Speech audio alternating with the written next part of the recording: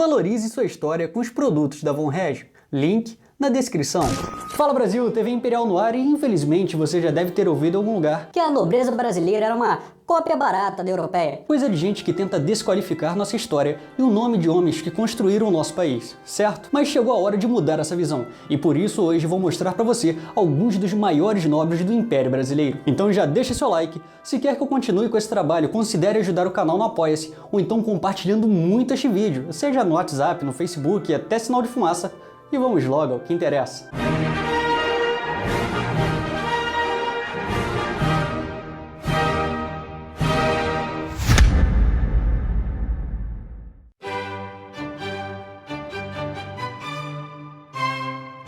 Irineu Evangelista de Souza, nascido a 28 de dezembro de 1813 em Arroio Grande, no Rio Grande do Sul, é considerado o maior empresário de nossa história. De família rural, ascendeu socialmente graças a seu próprio mérito, chegando a ser um homem de negócios multinacionais, liderando 17 empresas espalhadas pelo Brasil, Uruguai, Argentina, Inglaterra, França e Estados Unidos. Pelo desenvolvimento do Império, podemos destacar que o nobre, além de defender que o país adotasse os recursos e maquinários criados na Europa a partir da Revolução Industrial do século XIX, patrocinou a implantação da primeira fundição de ferro em um estaleiro no país, a construção de nossa primeira ferrovia, a instalação da iluminação pública a gás, a criação do terceiro Banco do Brasil e a instalação do cabo submarino telegráfico entre a América do Sul e a Europa. Para se ter ideia de seu sucesso, no ano de 1867, o auge de sua vida, o balanço de suas empresas teve o valor total de 115 mil contos de réis, enquanto o orçamento do Império, por conta dos poucos impostos, era de 97 mil. Ainda era totalmente contra a escravidão, estando ao lado da família imperial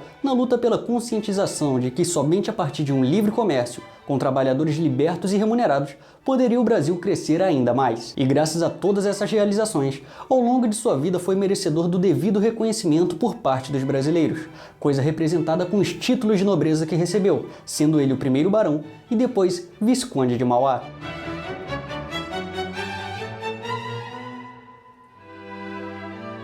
José Maria da Silva Paranhos, nascido a 16 de março de 1819 em Salvador, na Bahia, foi um dos maiores estadistas de nossa história, sendo diplomata, militar e jornalista. Paranhos estudou na Academia Real dos Guardas Marinhas e, mais tarde, na Real Academia de Artilharia, Fortificação e Desenho, onde tornou-se instrutor.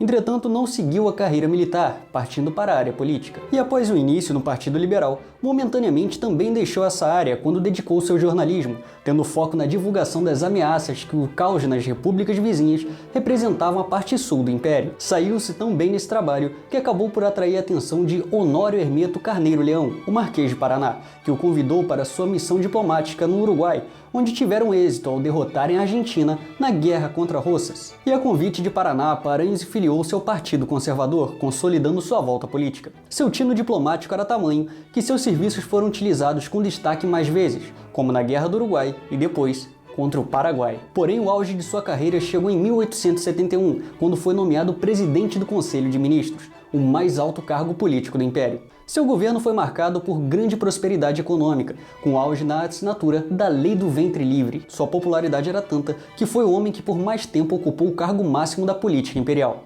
E por seus serviços prestados à nação, esse grande homem foi devidamente reconhecido com o título de Visconde do Rio Branco.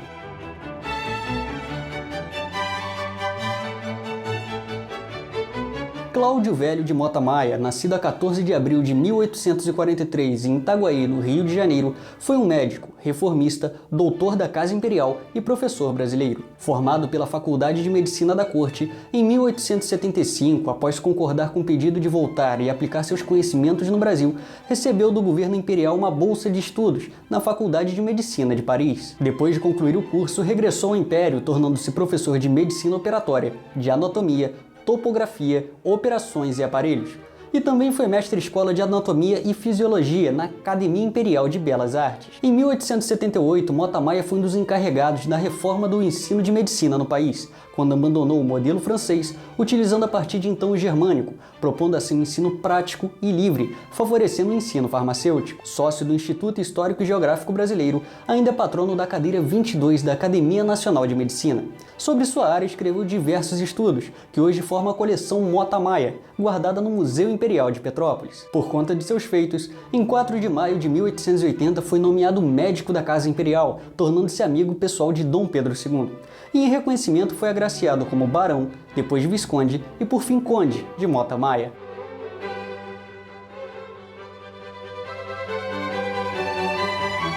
José Maria da Silva Paranhos Júnior, nascido a 20 de abril de 1845 no Rio de Janeiro, foi um advogado, diplomata, geógrafo e historiador, sendo ele considerado o patrono da diplomacia brasileira. Filho do Visconde do Rio Branco, Paranhos Júnior iniciou seus estudos no Imperial Colégio Pedro II, no Rio de Janeiro. Depois, bacharelou-se em Direito pela Faculdade do Recife no ano de 1866. Começou carreira política em 1869, sendo nomeado promotor público. No mesmo ano, acompanhou seu pai como secretário da Missão Especial ao Rio da Prata e ao Paraguai, para lidar com as negociações para o fim da Grande Guerra. No mesmo caráter, participou em 1870 e 1871 das negociações de paz entre os aliados e o Paraguai. Regressando ao Rio de Janeiro, dedicou-se ao jornalismo, dirigindo o periódico A Nação e, posteriormente, contribuindo com o Jornal do Brasil. Em maio de 1876, Rio Branco foi nomeado cônsul-geral no Reino Unido, onde permaneceu até 1893. Mas apesar de grande prestígio que teve na monarquia, o auge de sua carreira deu-se já após o golpe republicano. Rio Branco participou de inúmeras negociações para resolver problemas de fronteiras que tínhamos há muito tempo com nossos vizinhos. E com sua habilidade, deixou como legado a consolidação de nossos limites, conseguindo incorporar ao Brasil 900 mil quilômetros. Recebeu o título de Barão do Rio Branco em 1888, da princesa Dona Isabel, que ocupava a regência do Império. E mesmo após o golpe republicano, continuou a utilizar seu título. Isso se deu por ser um fervoroso monarquista e para homenagear seu falecido pai.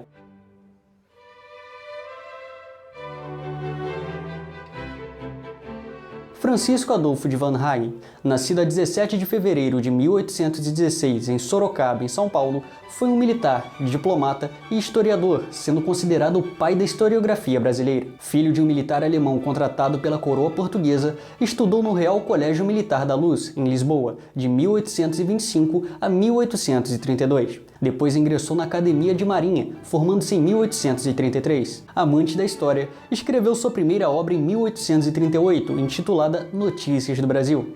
Graças às suas pesquisas, ele foi o homem que localizou o túmulo de Pedro Álvares Cabral, o nosso descobridor, na Igreja da Graça, em Santarém, em Portugal. Depois, já licenciado do Exército Português, tornou-se sócio do IHGB em 1840. E no ano seguinte foi nomeado adido à Legação do Brasil em Lisboa, sendo incumbido de estudar documentos sobre a história e legislação nacional pré-independência. Chegando à diplomacia, graças a seus contatos no exterior, conseguiu coletar documentos sobre nosso país em bibliotecas e arquivos de toda a Europa.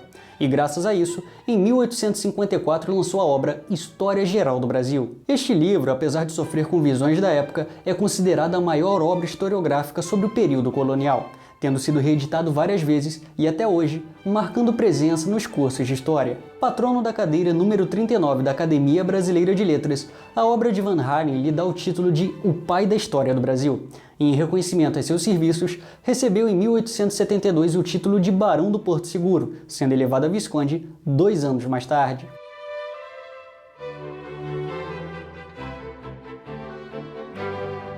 Pedro de Araújo Lima, nascido a 22 de dezembro de 1793 em Sirinhaém, em Pernambuco, foi um estadista, proprietário rural e jornalista. Fez as primeiras letras em Recife e, com a base que ali aprendeu, em 1813 seguiu para Portugal, onde formou-se em Direito pela Universidade de Coimbra em 1819. No mesmo ano, retornou ao Brasil. Começou sua carreira política em 1821, na bancada da então província de Pernambuco, às Cortes Gerais em Lisboa. Depois destacou-se na política, tornando-se uma das principais figuras do movimento de nossa independência. Já após o Grito do Ipiranga, fez parte da Assembleia Nacional Constituinte de 1823 e das primeiras legislaturas brasileiras, onde seguiu carreira, ocupando importantes cargos como de ministro do Império, da Justiça e dos Negócios Estrangeiros. Mas foi em 1837, quando chegou à liderança do governo regencial, que teve seu auge político. E durante seu mandato, foram fundados o Imperial Colégio Pedro II, projetado para servir de base para a educação pública brasileira, o Arquivo Público e o Instituto Histórico Geográfico Brasileiro, sendo deste último sócio fundador. Araújo Lima permaneceu regente até a maioridade de Pedro II. Na política foi 9 vezes ministro de Estado e por 4 vezes presidiu o Conselho de Ministros. sendo ainda diretor da Faculdade de Direito de Recife. Tendo mais de 50 anos de vida dedicado ao Império, em reconhecimento a seus feitos recebeu o título de Visconde com Grandeza e depois foi elevado a Marquês de Olinda.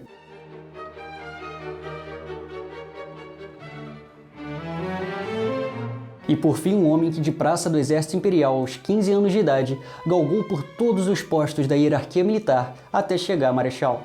Seu nome, Manuel Luiz Osório, o Marquês de Herval. Mas não vou falar sobre ele aqui, isso porque já fiz um vídeo, quase um mini documentário de 22 minutos, contando a história do legendário.